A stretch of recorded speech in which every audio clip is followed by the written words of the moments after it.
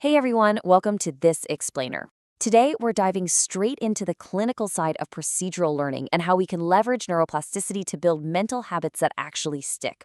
We're going to be pulling from some incredible source material detailing the work of neuroscientists who study exactly how the brain changes when we use targeted mental training. So, whether you're a clinical neuroscience student prepping for exams, or honestly, just a busy professional trying to optimize your focus at work, consider this your clinical briefing on how consistent daily practice literally alters the physical structure of your brain. Let's get into it. We're kicking things off with a pretty staggering epidemiological baseline from the data, 47%. That is the chunk of the average American adult's waking life spent just mind-wandering, not paying attention to what they're actually doing. And from a clinical standpoint, the research shows this state is directly linked to unhappiness. The data literally tells us that a wandering mind is an unhappy mind. When we lose our focus, our well-being takes a massive hit. And the fallout from this is severe. We're looking at a very real public health crisis here, with massive spikes in systemic well-being failures. I mean, we're seeing major attention deficits, loneliness affecting an incredible 76% of middle-aged Americans, and a 33% jump in major depression diagnoses for women in just 3 years.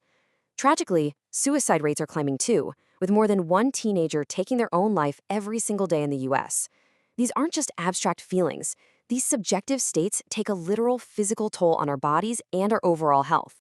Here's our quick roadmap for the explainer. First, the public health crisis. Second, declarative versus procedural learning. Third, the 4 pillars of a healthy mind. Fourth, brain circuit adaptations. Fifth, the 3-minute dosage protocol. And finally, an exam review summary. All right, Section 1, the public health crisis. When you compare mortality risks, things like loneliness and a lack of purpose, they are absolutely lethal. For folks in their 60s, the research indicates that lacking a sense of purpose predicts early mortality at double the rate of obesity. Just think about that for a second. Double the risk. It proves we have to start treating mental well-being not just as a bonus, but as an absolutely crucial component of public health. Moving right along to Section 2, declarative versus procedural learning. You'll want to note this crucial distinction for your clinical rotations. There are 2 fundamentally different types of learning operating on totally different brain circuits. Declarative learning is all about learning about things, right? You can read a textbook about kindness or honesty, but just memorizing those facts isn't going to magically make you a kind or honest person. Procedural learning, on the other hand, is about actively embodying those qualities. It requires repetition, and it's that very repetition that actually rewires the brain to build lasting traits and resilience. And the biological engine driving procedural learning is neuroplasticity. You see, the wiring in our brains isn't fixed. It's highly adaptable. It's constantly being shaped by the forces around us, often without us even realizing it. But here's the game changer. Through procedural learning, we can intentionally harness that neuroplasticity. Simple, consistent repetition physically strengthens neural connections over time, allowing us to transform things like toxic negative self-talk into long-term mental resilience. Okay, on to Section 3, the 4 pillars of a healthy mind. Based on the source material, we have 4 core pillars of a healthy mind, outlining a sequential journey toward long-term mental flourishing. This is a brilliant framework that therapists can use to track patient progress over time, and teachers can easily model it to foster student resilience right in the classroom. Pillar 1 is awareness, and cultivating it relies on what neuroscientists call meta-awareness. This just means knowing what your mind is doing in the present moment. You know when you read a page in a book and suddenly realize you have absolutely no idea what you just read? That lapse? Well, recognizing that lapse is meta-awareness. Building this vital skill directly addresses those national attention deficit trends we talked about, and it sharply reduces decision fatigue for busy professionals. Plus, it naturally opens the door to Pillar 2, connection. When we aren't completely lost in our own wandering minds, we can actually connect with the people around us.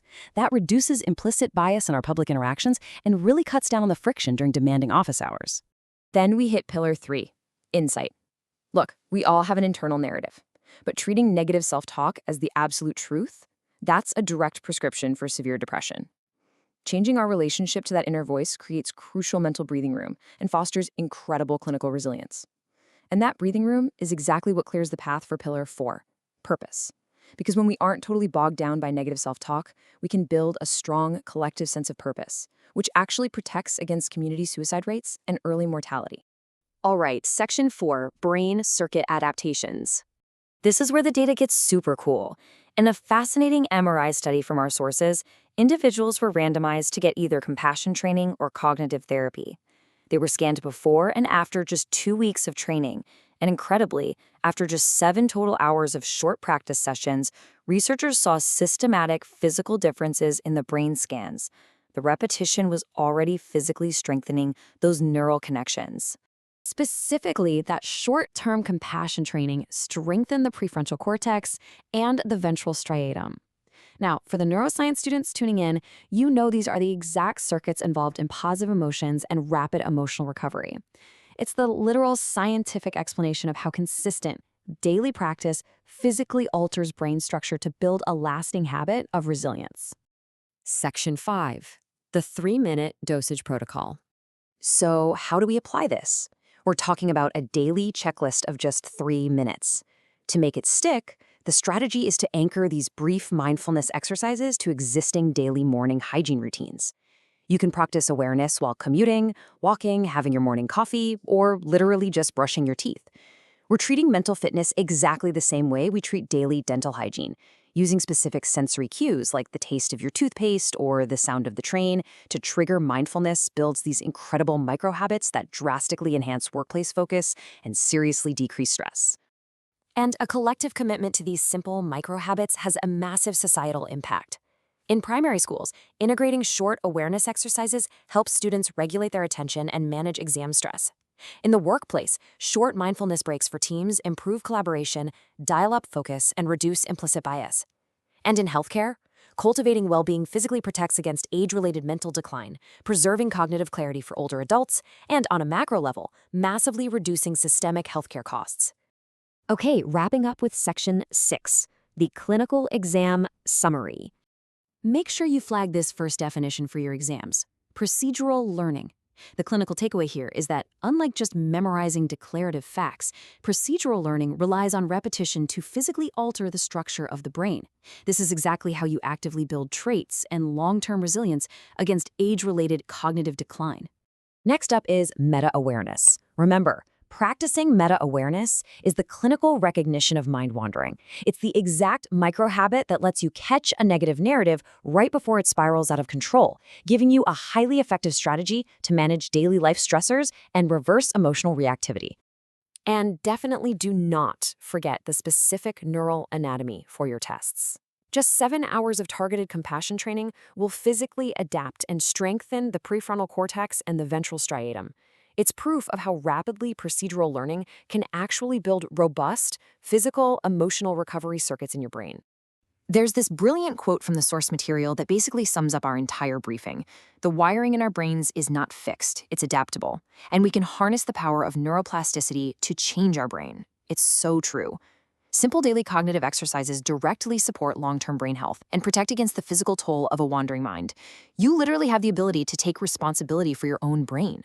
So I'll leave you with this final thought to take into your clinical practice, your workplace, or just your everyday life.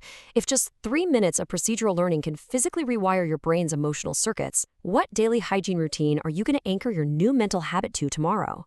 Will it be your morning coffee, your commute? How will you empower your patients and yourself to start building that resilience today?